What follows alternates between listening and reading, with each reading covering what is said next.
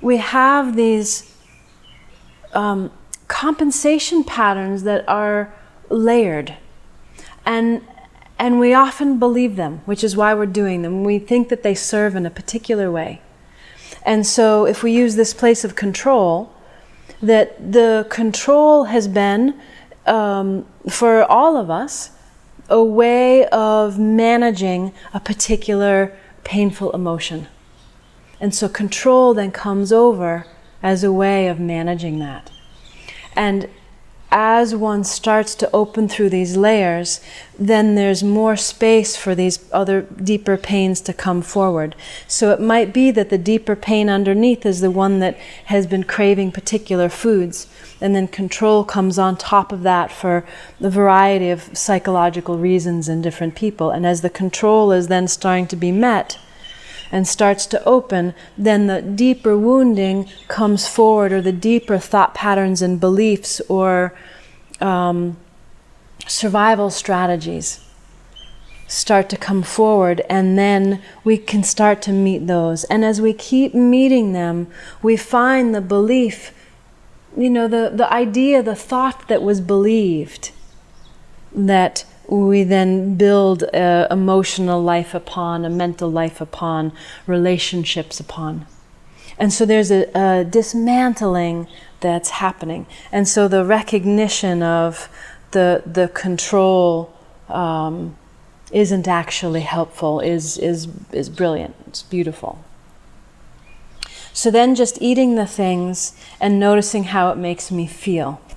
Beautiful. Another way to do it, right? Noticing what is it? What's the craving? What's the emotional reaching? What's the sensation of having it? What's the sensation of not having it? What's the sensation of resisting eating it? What things come up?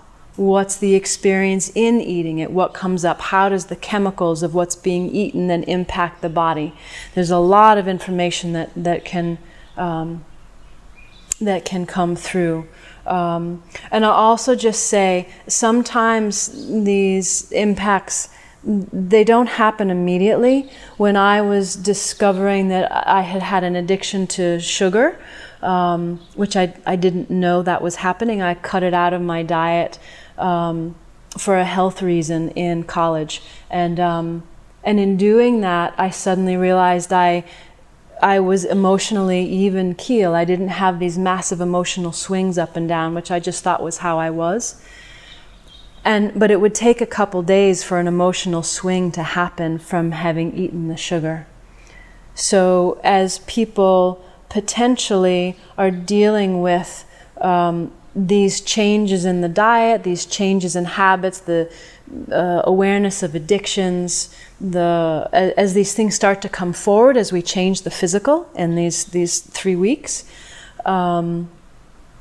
it's helpful to just know that there are lots of things that can happen. And so it may not be an immediate thing. So for me, actually, I'll just share this with the sugar. I had cut out the sugar because of the diet, the health issue, and I started adding sugar back in because I felt like I was fine.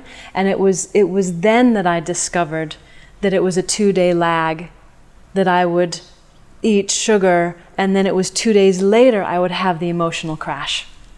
And I had no idea, and it was only because I had given myself that open palate that I was then able to start seeing the fluctuations. So there are immediate ones you can notice, immediate chemical reactions that happen, but it might be over a larger span. So I'm just tossing that out there for people as everyone navigates the shifts that are happening in them. And then the last sentence in here is maybe just old conditioning coming up to be released. So yeah, it's a beautiful process. And with the consciousness being present with it, then there's just greater awareness of what's happening, right? And then it frees up choice.